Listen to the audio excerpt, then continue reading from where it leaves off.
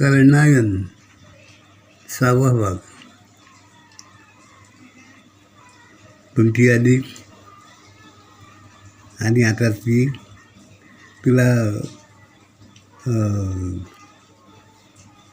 दुर्वास ऋषी शिकवणार आहेत पा.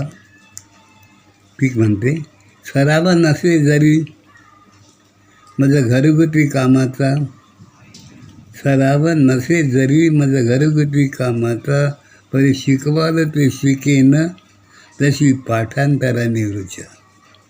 सराव नसे जरी माझ्या घरगुती कामाचा, परी शिकवाल ते शिकेन मी जशी पाठांतराने रुचा.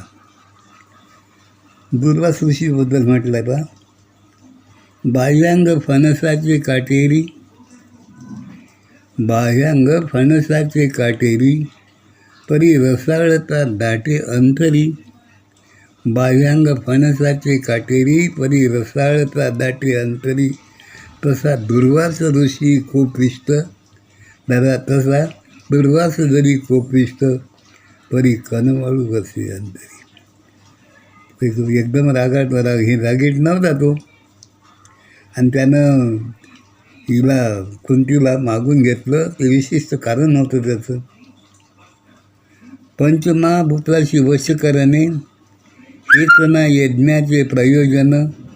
पंचमहाभूतांशी वश करणे हेच ना यज्ञाचे प्रयोजन. म्हणूनच कुंती भोजाशी पृथा मागण्याची कारण. आणि पृथ्वीला मागितलं त्याचं कारण पुन्हा अलग होतं. म्हणून दुर्वास ऋषी शिकविती पृथ्वीस नित्य करणे.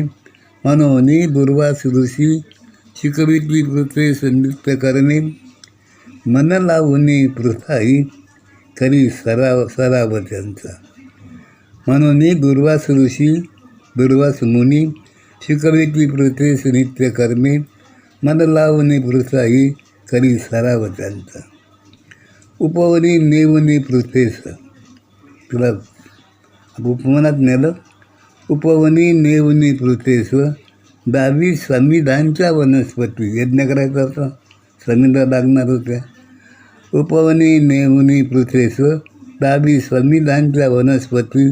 पृथ्वी लक्षपूर्वक निरखितया. समिधांच्या वनस्पती कोणत्या आहेत ते दाखवल्यात. आणि ही खरंच शिकायचं होतं तुला, म्हणून ही लक्षपूर्वक ऐकत होती. आता पहा काय झालं इथं. ज्ञानपिपासू शिष्य, ज्ञानपिपासू शिष्य करी उद्युक्त गुरुस. ज्ञानपिपासू शिष्य करी उद्युक्त गुरुस, जेणे गुरुही अधिकाधिक करी ती ज्ञान प्रदान. हुशार जर पठ्ठा असला तर शिकवणाऱ्याने मन लागते आणि तो पुन्हा थोडंसं जास्तीचं शिकवतो. आता आम्हाला आमच्या गुरुची आठवण आली. आम्हाला मुनी गुरुजी होते 6व्या वर्गात. अरे 6व्या वर्गात काय 10वीला जे अलंकार आहे ते आम्हाला साबीत पाठ होते. कारण आमचं पाहून त्यांनाही आनंद होत होता आणि त्यांनी मोकळ्या मनानं शिकवलं आम्हाला बिलकुल. ज्ञानपिपासू शिष्य करी उद्युक्त गुरुस, जेणे गुरुही अधिकाधिक करीती ज्ञान प्रदान. मग काय. समिधान सवे दाविती, कंदमुळे फळादी वनस्पती. समिधान सवे दाविती, कंदमुळे फळादी वनस्पती. भविष्यात उपयोगी होतील ज्या. भविष्यात कधी वनवास वगैरे झाला असो भाव, म्हणून ह्या वनस्पती. दुर्वास मुनींनी कथिले आयुर्वेदाचे ज्ञान. दुर्वास मुनींनी कथिले आयुर्वेदाचे ज्ञान. वेळ प्रसंगी भविष्यात उपयोगी जे. हे झाडाबद्दलची माहिती वाया जात नाही. आणि म्हणून दुर्वास ऋषींनी त्यांना समिधाचं देता देता सगळं ज्ञान हे केलं मोकळं. लहानसा लागता घावं, लहानसा लागता घावं, चोळावी तळ हातावरी. तर लहानसा घाव लागला तर तळ हातावर चोळायची. पाने कंबरमोडीची, कंबरमोडी झाड असते, बहुतेकांना माहीत आहे. लहानसा लागता घाव चोळावी तळहातावरी, पाने कंबरमोडीची लावा लेपत जखमेवरी. लावण्या लेपत जखमेवरी. हे कंबरमोडीचं झाड आहे. हे घराच्या आसपास वगैरे निघते, शाळेच्या बाजूला वगैरे कुठेही निघते हे झाड. हे त्याची पानं घ्यायची, त्याला पिवळसर फुलं येतात आणि तो लेप लावायचा त्या जखमेवर, जखम बरी होते. उन्हाळा अतिउष्ण, उन्हाळा अतिउष्ण असतो. माका नागरमुथा वापरून सिद्ध करावे तेल डोईसाठी. उन्हाळा उष्ण असतो. माका नागरमुथा हे वापरायचं आणि तेल तयार करायचं, उकळायचं त्याला आणि डोक्याला लावण्यासाठी. असं शांत राहते डोकं, हे शिकवलं त्यांनी.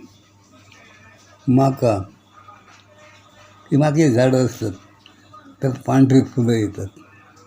फार झाड मोठं नसते, तर काटे असतात. आणि ही नागरमुथा, हा जमिनीत गवत आहे, गवताच्या ज्या गाठा आहेत त्याला नागरमुथा म्हणतात. माका उन्हाळा अतिउष्ण, उन्हाळा अतिउष्ण, माका नागरमुथा वापरून, माका नागरमुथा हे वापरून सिद्ध करावे तेल. तेल सिद्ध करायचं, तेल तयार करायचं आणि डोक्याला लावायचं. ते वापरावे डोईसाठी आणि डोकं उन्हाळ्यात शांत राहते. सकाळी उठवणे सुचिरभूत व्हावे, सकाळी उठवणे सुचिर. हां, पुन्हा एक राहिलं हे एक. कडुनिंबाच्या शतपट कडू, कडुनिंबाचा शतपट कडू. कडुनिंबाच्या कितीतरी पटीनं कडू असते. भुईनिंब त्याचे नाव. कडुनिंबाच्या शतपट कडू, भुईनिंब त्याचे नाव. विविध तापावरी उपाय हमखास.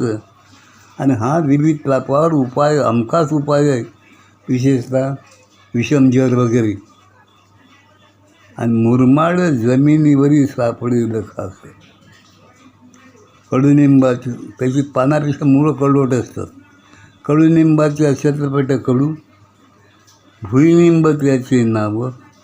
विविध तापावरी उपाय हमखास, मुरमाड जमिनीवरी सापडेल खास.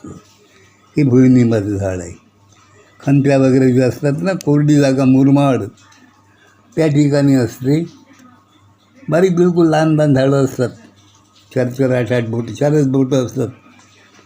कडूपणाच्या बाबतीत पाहायचं, चव घेऊन पाहायची. आणि त्याच्या मुळ्यात इतक्या कडू असतात, हा कडुनिंब त्याच्या पुढं गोड वाटत.